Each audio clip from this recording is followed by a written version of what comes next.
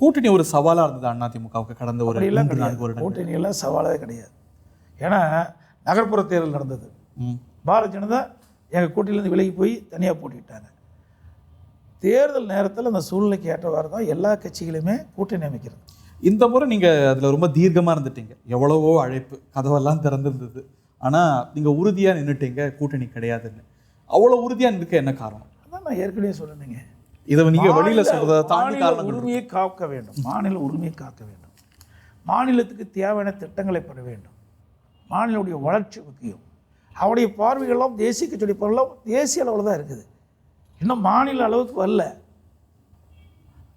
அவர் வெற்றி பெற்ற மாநிலங்கள் அதுக்கு சிறப்பு திட்டம்னு வச்சு நிறைய உதவி செய்கிறாங்க.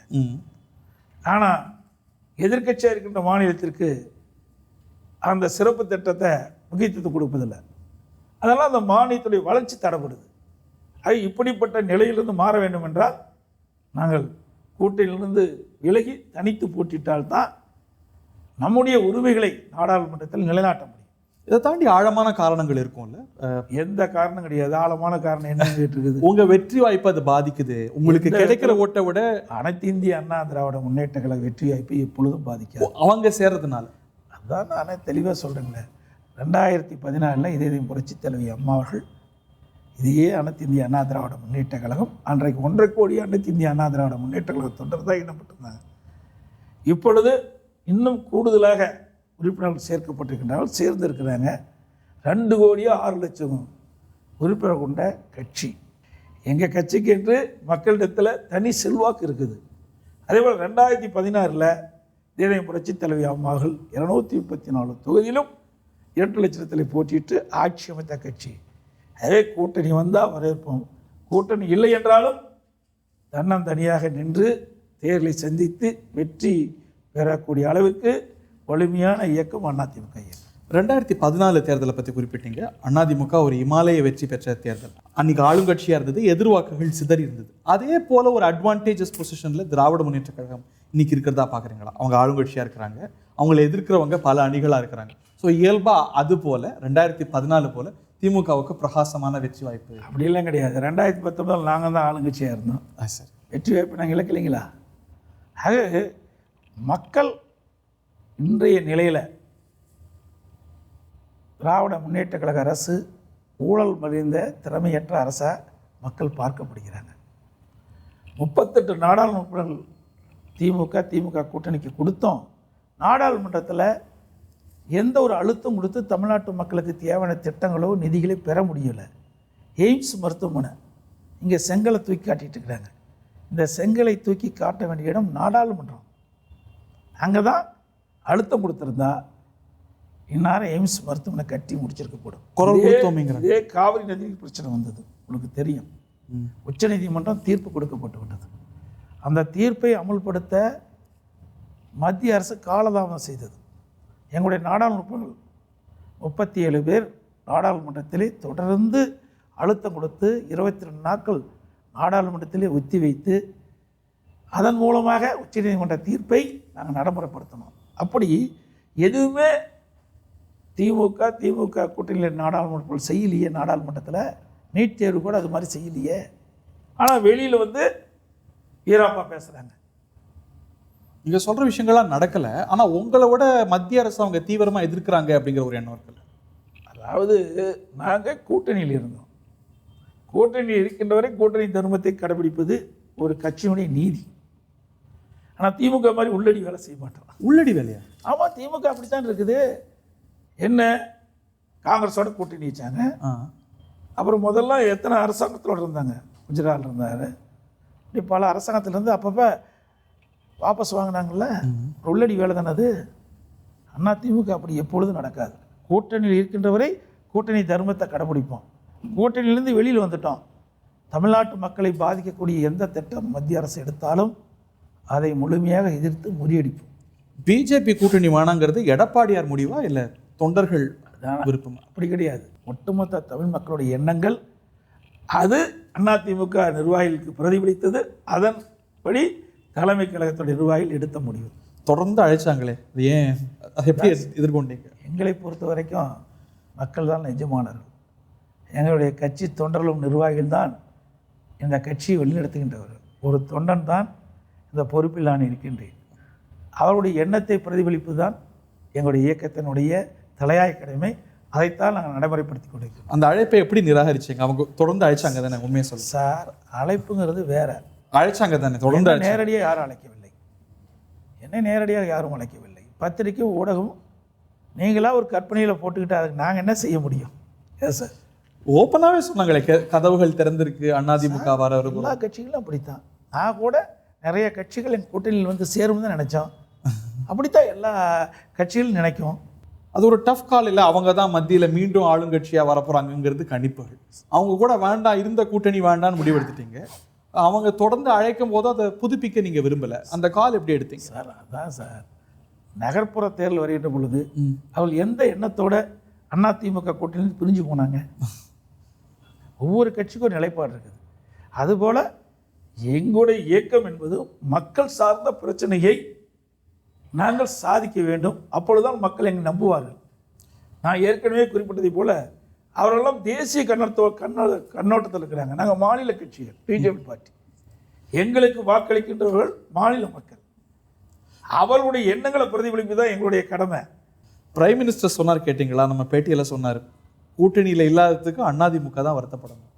அப்படியெல்லாம் நாங்கள் எப்பவுமே கூட்டணி இருந்தால் ஒரு நிலைப்பாடு, கூட்டணி இல்லை என்றால் ஒரு நிலைப்பாடு கிடையாது. அனைத்து இந்திய அண்ணா திராவிட முன்னேற்ற கழகம் கூட்டணியை நம்பி எப்பொழுதும் ஒருபோதும் இருந்ததில்லை. கூட்டணிக்கு மற்ற கட்சிகள் வந்தால் வரவேற்போம், வராவிட்டால் அதை பற்றி கவலைப்பட மாட்டோம். ஒரு மெகா கூட்டணி அமைக்கணும்னு நினைத்தீங்க. நீங்கள் எதிர்பார்த்த அளவில் ஒரு பெரிய கூட்டணி அமையலைங்கிற வருத்தம் உண்டா உங்களுக்கு? வருத்தம்லாம் கிடையாது. இதில் வருத்தப்படுவதற்கு என்ன இல்லை. ஒவ்வொரு கட்சியும் அந்த கட்சியுடைய தலைவர் எடுக்கின்ற முடிவு தான். நான் ஏற்கனவே குறிப்பிட்டது போல் அதிமுகவுக்கு கூட்டணியில் இடம்பெற கட்சிகள் விரும்பினால் நாங்கள் வரவேற்போம், வராவிட்டாலும் அதை பற்றி நாங்கள் கவலைப்படுவதில்லை. திமுகவும் சரி, என்டிஏவும் சரி, ஒரு பெரிய கூட்டணி அமைக்கணும் அப்படிங்கிறதுல பெரிய ஆர்வம் காட்டினாங்க. நீங்கள் அதை ஒரு ப்ரையாரிட்டியாக எடுத்துக்கலையோ? நிறைய கட்சிகள் இருக்கணும் அப்படிங்கிறதுல ஒரு கூட்டணி என்பதெல்லாம் ஒரு மாய. எப்படி சொல்றீங்க? 2019 கூட்டணி வச்சோம். இதிலேயே எங்கள் கூட்டணியில் பெரிய கட்சிகள்லாம் இருந்தது. பாரதிய ஜனதா கட்சி இருந்தது, பாட்டாளி மக்கள் கட்சி இருந்தது, தேமுதிக இருந்தது, எல்லாம் தானே இருந்தது. ஏன் வெற்றி வாய்ப்பு பெற முடியல? கூட்டணி வச்சு மக்கள் ஓட்டு போடுவது கிடையாது. அன்னைக்கு யதார்த்தம் வேற இல்லை. அன்னைக்கு ஒரு ஆன்டி மோடி வேவ். கூட்டணி கட்சி வச்சு மக்கள் ஓட்டு போடுவது கிடையாது. யாரை தேர்ந்தெடுத்தால் நிர்வாகம் நன்றாக இருக்கும், எந்த கட்சி வேட்பாளரை தேர்ந்தெடுத்தால் அந்த கட்சியை சேர்ந்தவர் தங்களுடைய பிரச்சனையை முன்னிறுத்தி செயல்படுத்துவார், அந்த நம்பிக்கை மக்களிடத்தில் எங்கள் கட்சி மீது இருக்குது. பாமக வரலங்கிறது வருத்தமா? வராதது உங்களுக்கு இழப்பா? பாமக வராது அவளுக்கு தான் இழப்பு, எங்களுக்கு ஒன்றும் இழப்பு இல்லை. பிரதமர் மாதிரி சொல்கிறீங்க. ஆமாம், இழப்பு அவர்களுக்கு தான். ஆனால் முயற்சி செஞ்சீங்களா இல்லை அவங்க முயன்றாங்களா? அப்படி நாங்கள் தான் எதையும் நீங்களாக கற்பனையான கேள்வி கேட்குறீங்க. ஊடகம் பத்திரிக்கையும் அதை கற்பனையாக போடுறீங்க. நாங்கள் இருந்தால் இருந்துன்னு சொல்கிறோம், இல்லைன்னா இல்லைன்னு. சிவிஎஸ் எல்லாம் போய் சந்திச்சார்ல. அதாவது அவர் ஒரே ஊர், நட்பின் அடிப்படையில் அடிக்கடி சந்திக்கிறார். கூட்டணிக்காக சந்திப்பதில்லை, மற்ற பிறகு சந்திக்கிறார். வராதது அவங்களுக்கு தான் இழப்பு. நிச்சயமாக அவர்களுக்கு தான் இழப்பு. எப்படி சொல்கிறீங்க? இன்றைக்கி கூட்டணி சேர்ந்த காலத்தில் தானே அவள் 5 சட்டமன்ற உறுப்பினர்கள் இன்றைக்கு சட்டமன்றத்தில் இருக்கிறாங்க. தனிச்சு நின்னாங்கல்ல, அப்போ ஒருவர் கூட வரலையே.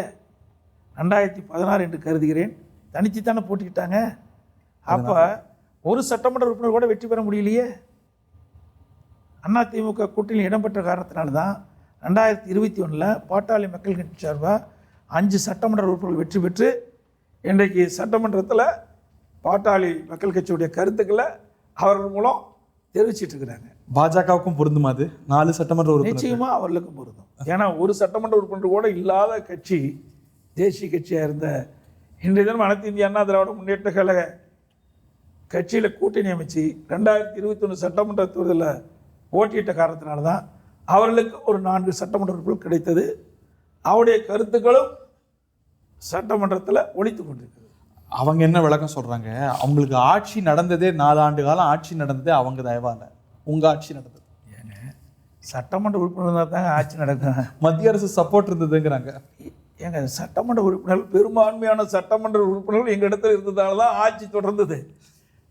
ஆக ஒரு ஆட்சி தொடர்வதற்கு பெரும்பான்மையான சட்டமன்ற உறுப்பினர்கள் வேணும், அது எங்களிடத்தில் இருந்தது. அதனால் ஆட்சி தொடர்ந்தது. அவருடைய சப்போர்ட் இருந்ததுங்கிறது உங்களுடைய கேள்வியாக இருக்கலாம். ஆனால் சட்டத்தில் அது மாதிரி கிடையாது. அது காரணம் இல்லைன்னு அது காரணம் கிடையாது. எங்களிடத்தில் போதுமான சட்டமன்ற உறுப்பினர்கள் இருந்தது. ஆட்சி தொடர்ந்து சிறப்பாக 4 வருடம் 2 மாத காலம் நாங்கள் சிறப்பான ஆட்சியை நாங்கள் கொடுத்தோம். ரொம்ப சவாலான காலகட்டம்ல இங்கே சிஎம் வந்த காலகட்டம், அரசியல் ரீதியாக, நிர்வாக ரீதியாக நிச்சயமாக ஒரு மிகப்பெரிய சவாலான காலம். நான் முதலமைச்சராக பொறுப்பேற்கின்ற பொழுது யாரெல்லாம் உள்குத்து வேலை செய்தார் என்று அன்றிலிருந்து இன்று வரைக்கும் அடையாளம் காட்டப்பட்டிருக்கு. யார் யாரெல்லாம்? அது உங்களுக்கே தெரியும். எனக்கு தெரியல. தெரியல இப்படி கேட்ப கேள்வி. அதில் இருக்க காட்டிதானே அந்த கேள்வியை நீங்கள் கேட்குறீங்க. ஒரு குழு கொடுங்களேன். இப்போ யாரெல்லாம் வெளியில் போய் சுயேட்சை நிற்கிறாங்க, நான் குழு சொல்லிட்டேன். அதை நீங்கள் அதுக்கு மேலே உங்களுக்கு நீங்களே புரிந்து கொள்ளலாம். 5 சுயேட்சையில் எந்த சுயேட்சை? அது பிரதான வேட்பாளர் இருக்கின்றவர் பார்த்துக்க. 5 பேரை நீங்கள் தானே? 5 பேர் ஒருத்தர் புறப்பா 5 ஓபிஎஸ் நிற்கிறாங்களே, பிரதானமாக யார் இருக்கிறாங்க? அவர் தான். மற்ற 4 பேரை நீங்கள் தான் நப்பாட்டிங்கிறாங்க. அப்படிலாம் கிடையாது. இந்த நாடு ஜனநாயக நாடு, யார் வேணாலும் போட்டியிடலாம். அவளுக்கு உரிமை இருக்குது. ஒருவர் சொல்லி போட்டியிடுவதுலாம் கிடையாது. அவள் விருப்பப்பட்டாங்க போட்டிடுறாங்க. செய்திகளை உடனுக்குடன் தெரிந்து கொள்ள உடனே சப்ஸ்கிரைப் பண்ணுங்க.